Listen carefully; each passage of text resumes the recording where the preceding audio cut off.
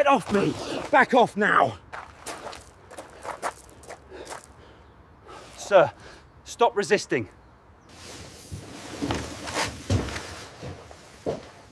I understand that you're going through a lot.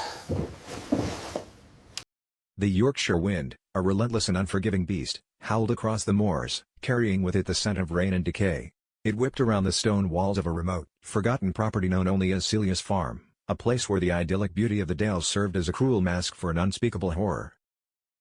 Inside a damp, cold-ravaged barn, where the air was thick with the stench of mold and desperation, a man's spirit was on the verge of breaking. This was not the bear wolf that the village of Emmerdale knew. The jovial, sometimes bumbling, but always kind-hearted grandfather was gone, replaced by a hollowed-out shell of a man, his eyes clouded with a fear he had never known. He was a prisoner. And he was not alone. Lying on a bed of moldy straw, a young woman named Anya trembled, her body a battlefield of fever and infection. Her breaths were shallow, ragged whispers in the suffocating silence. She was trapped in the delirium of a severe illness, her mind a maelstrom of fragmented memories, the terrified flight from her homeland, the promise of a new life, and the crushing betrayal that had led her to this hell.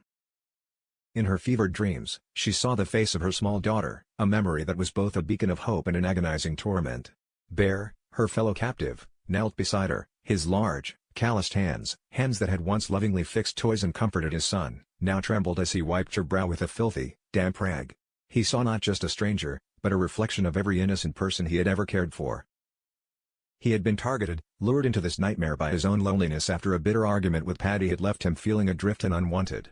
He'd told everyone he was off to Ireland, a simple lie that had become the first link in his chain. Now, he and Anya were bound together, two souls ensnared in the insidious web of modern slavery, their lives held in the callous hands of their captors, the icy Celia and her volatile enforcer, Rye. The truth of Bear's disappearance had been a festering secret, a wound hidden beneath the everyday bustle of village life. While his friends wondered and his family worried, he was living a nightmare. He had been targeted for his vulnerability, a lonely older man, easily manipulated, easily broken. Celia, the architect of this cruelty, saw him not as a person, but as a unit of labor, a disposable asset. The discovery of Anya had been a shocking accident, a twist of fate that had dragged others to the precipice of this stark secret. Caleb Milligan and Joe Tate, two men accustomed to the gray areas of life, had found her hiding in the back of one of Caleb's vehicles, a terrified, ghost-like figure on the verge of collapse. They brought her into the reluctant safety of Caleb's home, where his wife, Ruby, felt an immediate, fierce connection to the young woman. In Anya's haunted eyes, Ruby saw the echoes of her own emotional scars, a shared pain that transcended language and circumstance. When she learned Anya had a daughter, the bond solidified into an unbreakable, maternal instinct. Ruby's compassion became a source of intense conflict. She nursed Anya in secret, risking her marriage to the pragmatic and fearful Caleb, who was paralyzed by the thought of being implicated in human trafficking. "We can't keep her here, Ruby," he'd hissed one night, the words a frantic whisper in their pristine kitchen. "If they find her, they'll think we're part of it. Our lives will be over." But Ruby was resolute. "And her life is over if we throw her out. Look at her, Caleb. She's just a child herself." Their fragile sanctuary was shattered when Anya, disoriented and desperate, fled with £2,000 of their money, a desperate act that led her straight back into the clutches of Celia and Rye. And it was there, in the heart of the darkness, that her path fatefully intertwined with Bear's. Now, in the suffocating confines of the barn, Bear's world had shrunk to this single, desperate purpose, keeping Anya alive. Her fever was a raging inferno, her body weakening by the hour. As an undocumented immigrant, a hospital was a fantasy, a doctor an impossibility. Her life was in his hands. "She needs a doctor," Bear pleaded, his voice hoarse, confronting Rye at the barn door. Rye, a man built of wiry muscle and simmering rage, simply sneered. "She needs to be quiet," he retorted, his eyes cold. "And you need to get back to work. Time is money, old man." But something in Bear's desperate plea, or perhaps the ghostly image of the dying woman on the straw, pricked a long dormant sliver of Rye's conscience. He had shown these rare, fleeting glimpses of compassion before. He saw the terror, saw the humanity, and it disturbed him. "I'll see what I can do," he muttered, turning away abruptly. "No promises." He returned hours later with a small, crumpled paper bag containing a strip of antibiotics, stolen or bought on the black market. As he entered the barn, the sight of Anya, now paler and more still, visibly shook him. He saw Bear holding her hand, whispering comforting words to her as if she were his own daughter. "She has a child," Bear said, his voice cracking. "A little girl. She's all she talks about when the fever breaks." The words hit Rye like a physical blow. He thought of his own sister, of the fierce, protective love he felt for her. For the first time, the cold calculus of profit and loss was clouded by the storm of human emotion. His hardened attitude softened. "Stay with her," he commanded Bear, his voice gruff but lacking its usual menace. "Just keep her quiet." But the antibiotics were a futile gesture against a raging infection. As day turned to night, Anya began slipping in and out of consciousness, her whispers becoming faint, her body growing colder. The situation was now critical. By the first light of the next morning, her breathing was barely perceptible. Desperation ignited into a roaring fire within Bear. He looked at the barn door, at the single padlock that stood between them and a chance at life. He would not let her die. Not here. Not like this. He would become the hero he never thought he could be, or he would die trying. The horrifying truth of Celia's farm was about to be dragged, kicking and screaming, into the light.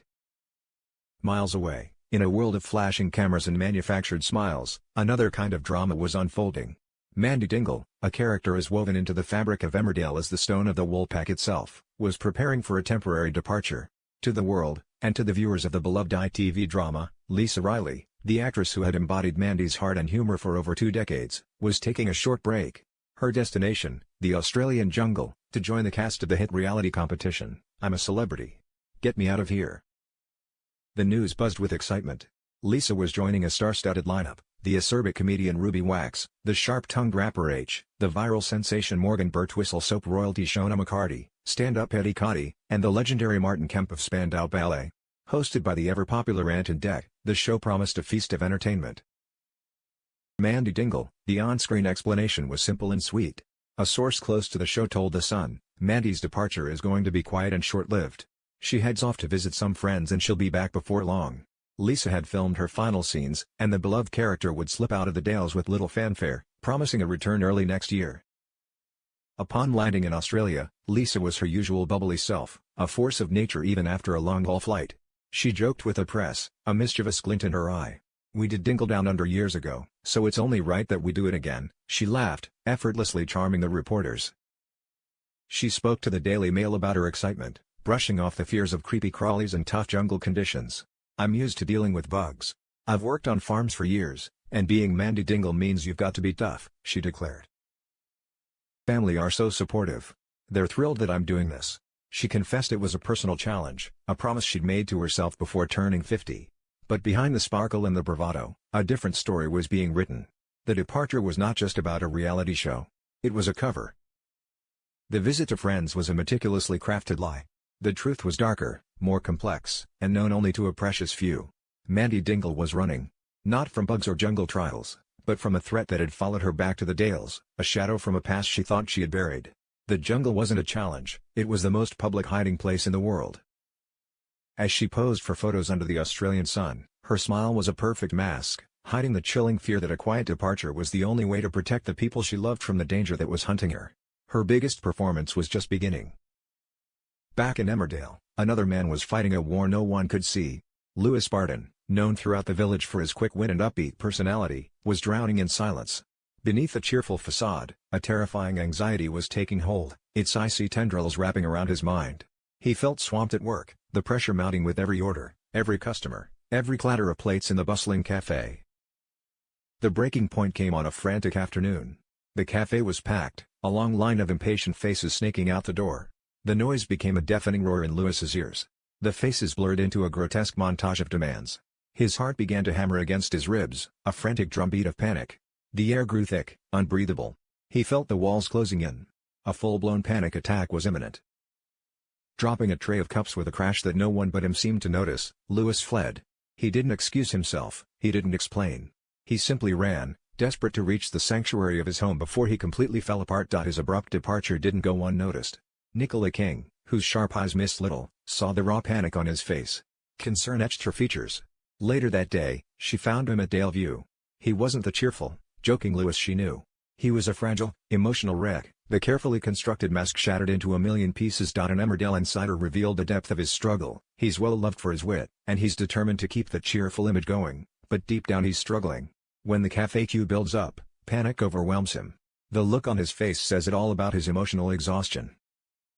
The facade was tested again during a housewarming party for Vinny, Lewis, and Ross. Cammy, full of excitement, had planned the celebration, and Lewis had given his blessing, the tension coiling in his stomach even as he smiled. On the day of the party, Lewis retreated, positioning himself behind the bar as a shield. He served drinks, forced laughs, and watched the fun from a distance, an island of anxiety in a sea of celebration. Being surrounded by so many people in one space must be extremely tough for him, the source added.